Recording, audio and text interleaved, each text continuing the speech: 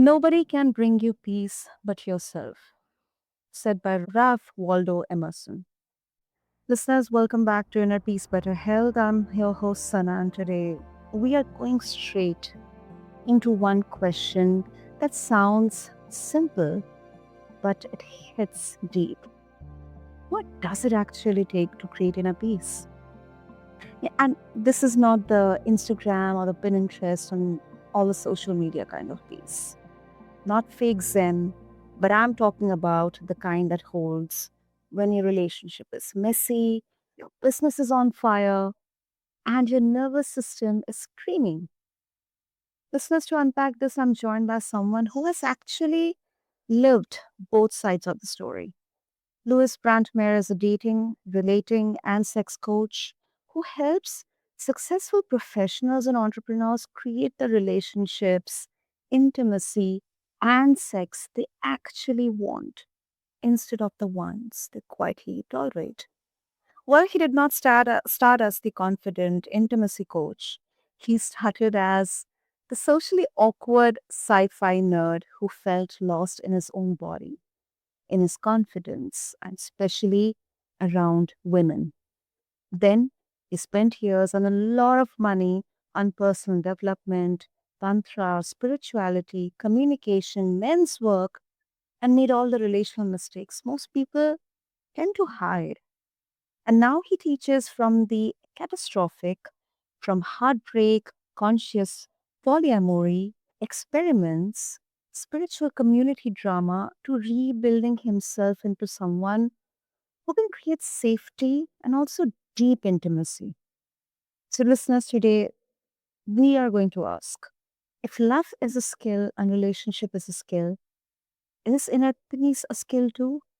And what does it actually look like in real life? So, Lewis, welcome to the show, and I'm really glad you're here. Well, thank you so much. It's an honor to be here. I'll just dive right in. So, Uh-huh. most people, I think, are looking for inner peace through outer success. Counterintuitive. I don't know. I mean, there can be so many words. It's counterintuitive. It's like an irony here. It's like a confusion, like a conundrum. And I think this is so right. But but if that is the scenario here, Louis, why do you think it is? Is it because of the way we are educated or brought up, or or the society, the conditioning? What exactly are or is the reason?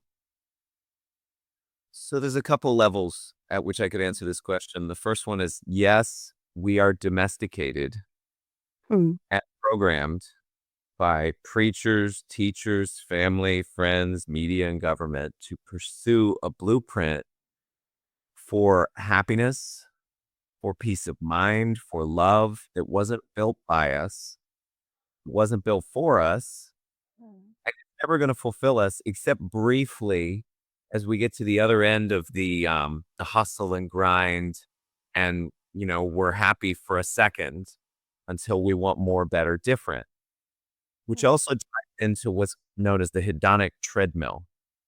So we humans are always, in order to survive and produce evolutionary, biological, and psychological advantages, seeking more, better, different. So our job is to notice and distinguish which desires the following out will actually make us happy and which won't. Well, most people are asleep at the wheel in that aspect, just following what they happen to know, just going where they happen to go based on whatever's bouncing around in their mind. And often this blueprint gets entangled with trauma. People are avoiding pain and seeking out success in order to achieve that. And it's like, we're not here to feel happiness or peace. We're here to feel fully whatever's in the way of receiving the happiness and peace and perceiving the happiness and peace that was always already ours. I Mm. know that, but yeah. But I think what I get as these are kind of keywords, because words, they hold so much of meaning and weight in here. It makes all the difference. It is not about getting it, but the way in which we are receiving it, perceiving it, because I think that that's kind of the beauty in here that, everybody is different. Everybody looks at the same thing from so many different perspectives. And Louis, before we further dive deep into it, something that, I don't know whether this question is right or wrong, or you may have got this question from others. But when you started, because you come from, you know, this background of trying to understand the intimacy here, or, coaching here. But then before that, um, you were kind of in that, what people would popularly call as the nerds, all the nerdy things, which would be completely opposite to what you're doing right now. Have you been ever questioned that, you are into intimacy? How come you understand inner peace here? How exactly is it all related here? Yeah, so it's the easy way to answer this is it's okay to have things so long as those things don't have you. And for most people, the desire for sex, for love, for connection, for relationship, for intimacy, for business success, even, because I teach that too, Yeah. is something that their ego is attached to. And so long as they don't have it, they lose their peace and their joy in the present for the sake of a future that may never come. Mm, I love that answer, this. And also, I think what I also I am taking away is that, um, if I'm saying that, I'm trying to understand inner peace, it doesn't mean that I never get triggered. I do get, but then I do not completely get lost into it, like abandon myself. So, like, correct me if I'm wrong, Louis. Like, I think, and it's a huge reframe, because a lot of listeners probably would think that when I am peaceful, this stuff will stop happening. But then you are saying no, the life will remain same. But then the inner leadership, the inner self, it is different. Yeah, it's about how we hold things. It's about how we frame them and contextualize them. And most people are unaware of the context that they're holding with which they pursue their desires or conduct their life or engage with their daily activities. And so once we can see, I think it was Wayne Dyer who said, we don't see things as they are, Mm. we see things as we are. Hmm. And once we can see where we're seeing from, we can see differently, I would add. So no matter what you're experiencing, you can enjoy a quantum of inner peace or love or joy in the face of it through a choice of where to put your focus. And then number two, like once you have access to that, you become more powerful and effective in pursuing whatever it is on the external want to achieve or do. Hmm. Makes sense. Makes sense. Louis. Okay, now let's talk about, what does it take to build a day by day to day.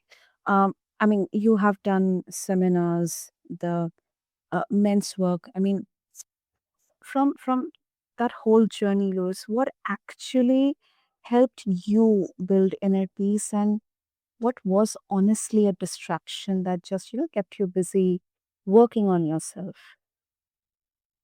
Yeah, this is a great question because Mm. we're not here to fix ourselves.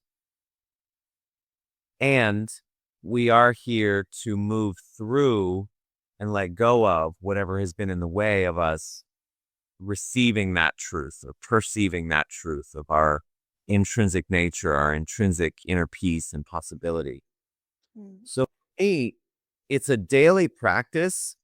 And I actually I get to recommit to it because I haven't always been perfect with it, but done is better than perfect, and Yeah. practice and progress, not perfection, is what we aim at. So, I'd say first, whatever you take on, whether it be meditation or a uh, sort of registering of when you're not feeling peace, love, and joy, which is the beginning of shifting back into it, um, you be gentle, compassionate, kind, and considerate with yourself and say, all right, um, so the first piece is that framing and that compassion. The second piece is we're actually not meant to feel things that feel bad.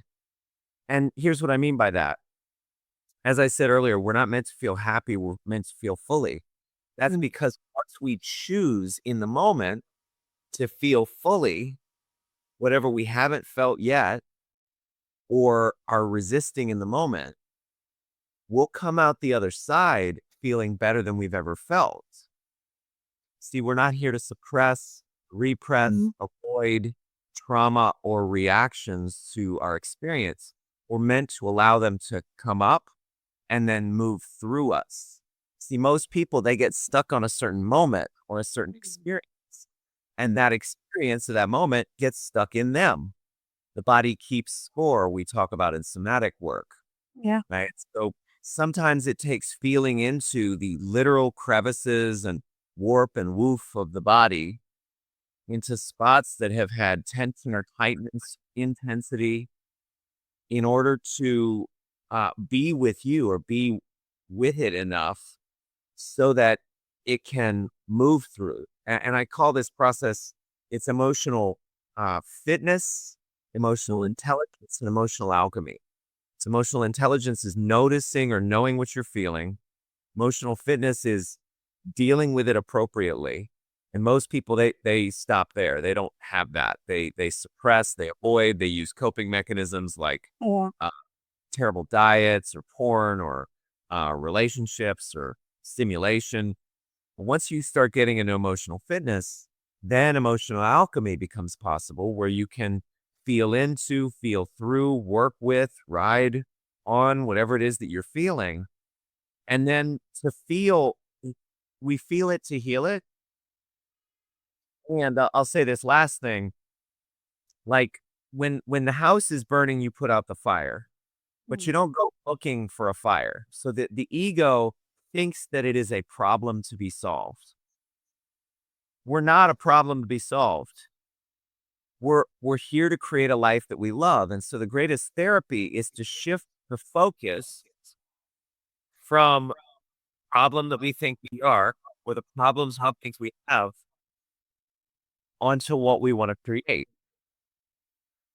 And to let resistance and the pain in us prevents us from keeping a focus on the hook or taking action in that direction. Does that make sense? But little answer. Now, it does, and I think for the maybe if not everyone will get to understand this immediately for the first time because this is something that I think predominantly is against we talk about the reptile brain or the monkey brain like in psychological terms that our brain is designed in a way that wants to protect us, so we get into that fight or flight mode.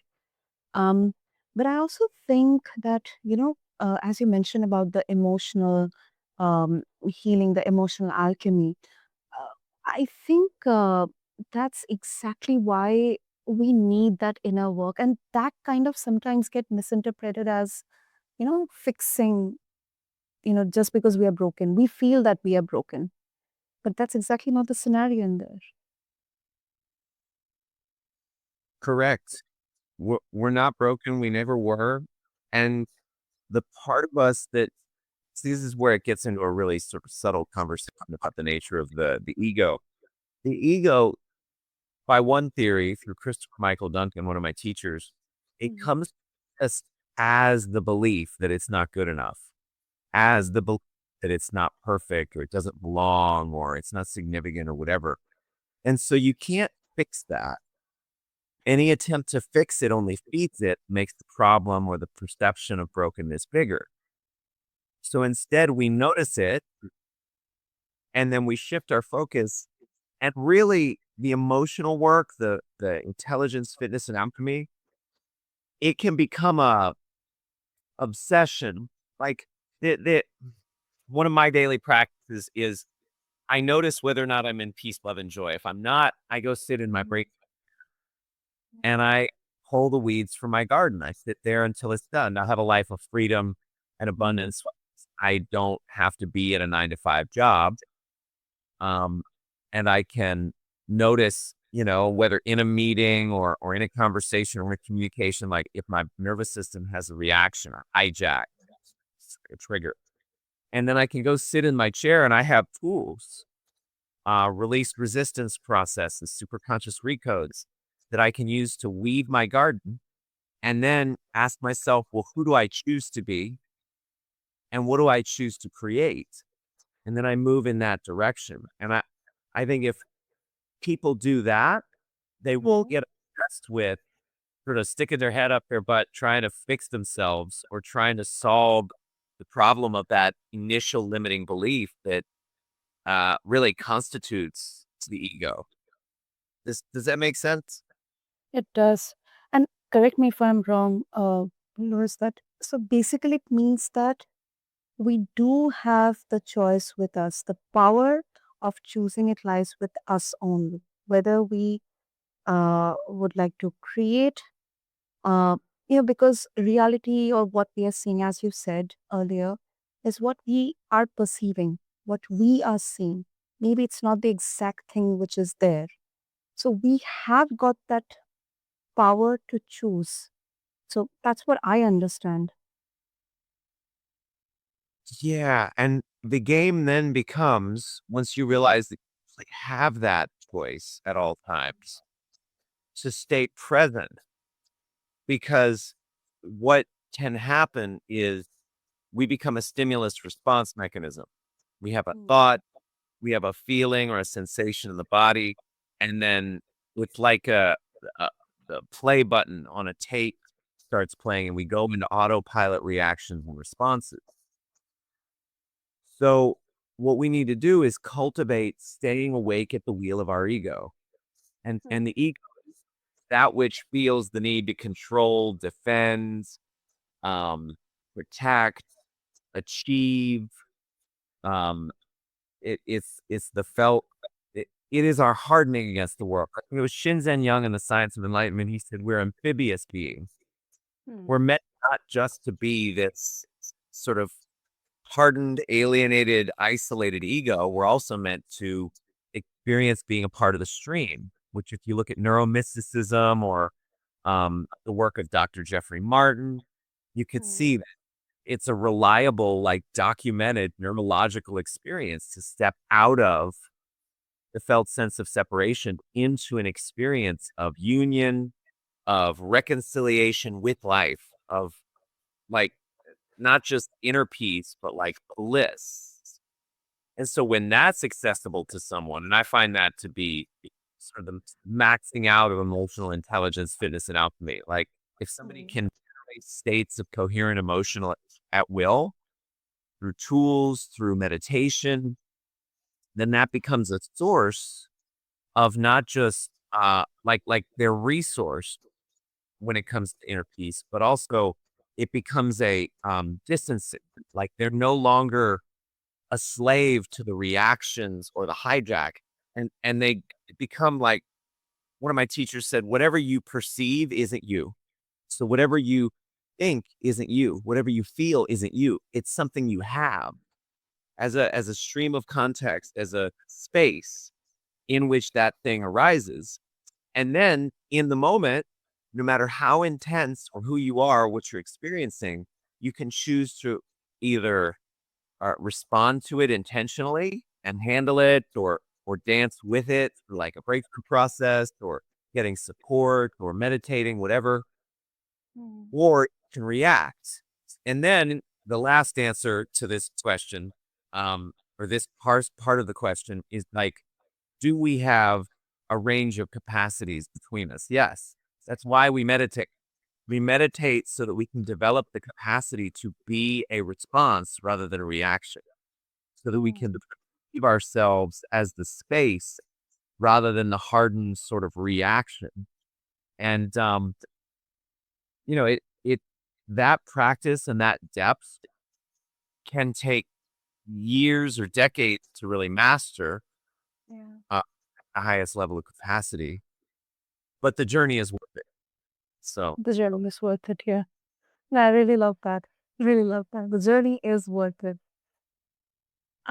Louis, another kind of, it's related to your work as well. I mean, um, your work, you work in the most activated space.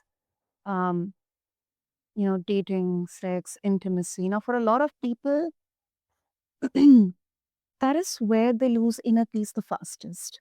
So, from your vantage point, how much does the quality of our relationships impact our inner peace versus how much is just our own unresolved stuff that we bring in? yeah, that's a really great question. That's a whole nother podcast. For all the podcast, exactly. I was just kind of, confused, but I thought, okay, let's bring it up because it's, I think, yeah, it's a very, very important part. Well, for sure. And there's one perspective that I have found really valuable. It's not the only perspective. It's not a limitlessly applicable model, but it's a really useful model. Is that we go where we live emotionally, and we use our environment and the people in it to get us there. So we manifest our reality, even how our partner treats us, through our subconscious beliefs. Mm-hmm. That doesn't always mean just to create. Sometimes it can mean to uh, bring about or to show us, to illustrate or express what's already there.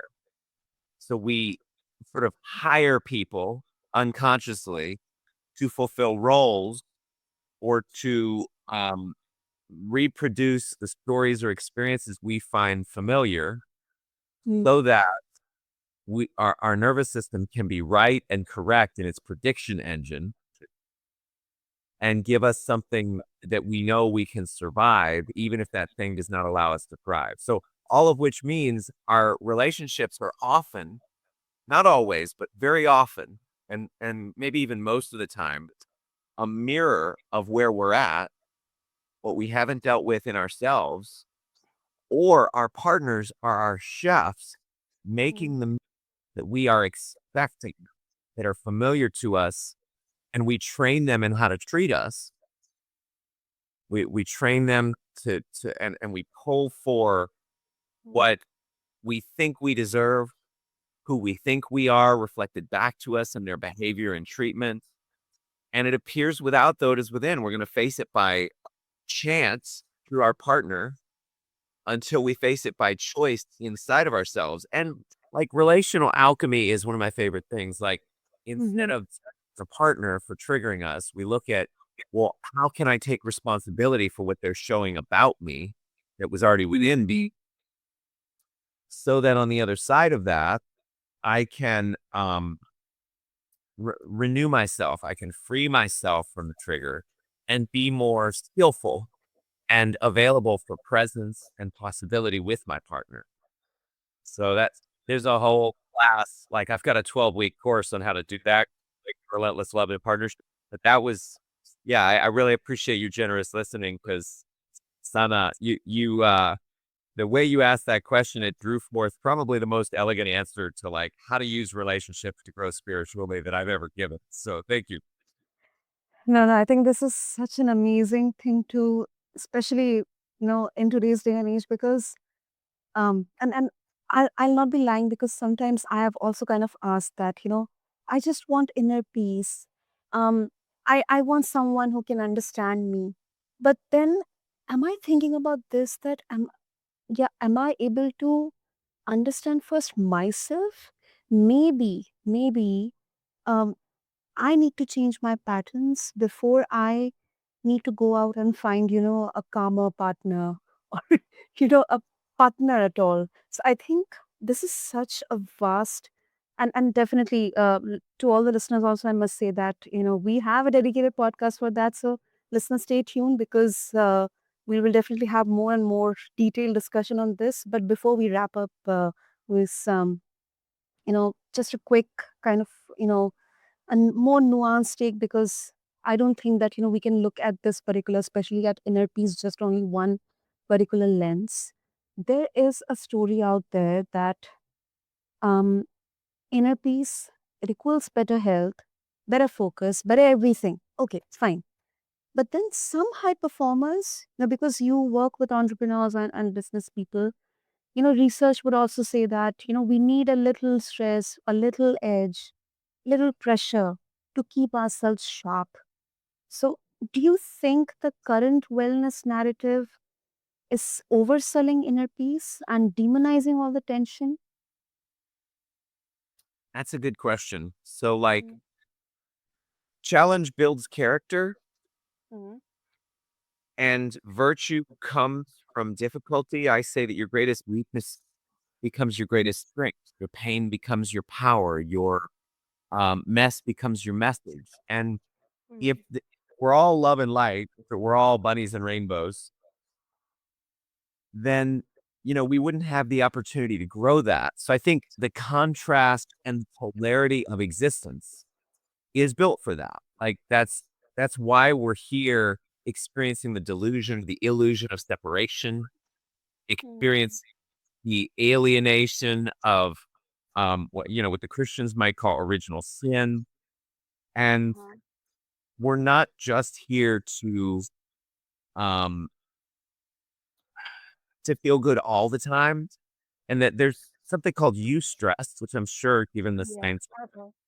orientation podcasts and this whole ecosystem of podcasts is really awesome. Um, Thank you. yeah, you're welcome. Like the eustress thing, I mean, when done in controlled dosages, such that one doesn't become overwhelmed or traumatized, I think it's incredibly useful and beneficial. Like I do sauna and cold plunge almost every day, for example. Mm, mm-hmm. Uh, but and this is a revision and a upgrade to my earlier conversation around relational alchemy. Like Mm, there are capacity limits.